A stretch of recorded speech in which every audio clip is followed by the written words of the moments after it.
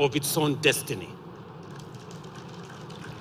Ni afueni kwa watumizi wa barabara kuu ya Webuye hadi mpaka wa Malaba, kaunti ya Busia, baada ya serikali kutangaza kuwekwa kwa mtambo wa kisasa wa kupima uzani.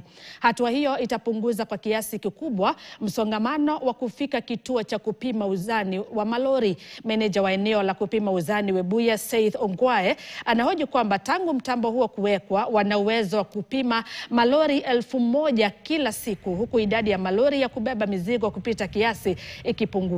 Awali madereva wengi walikuwa wakikwepa kupima uzani na wengine kufika katika eneo hilo kwa kuchelewa kimakusudi ili kukwepa zoezi hilo.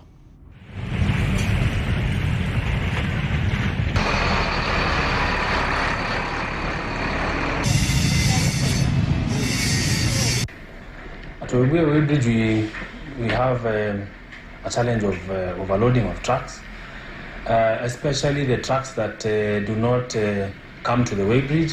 Those are trucks that carry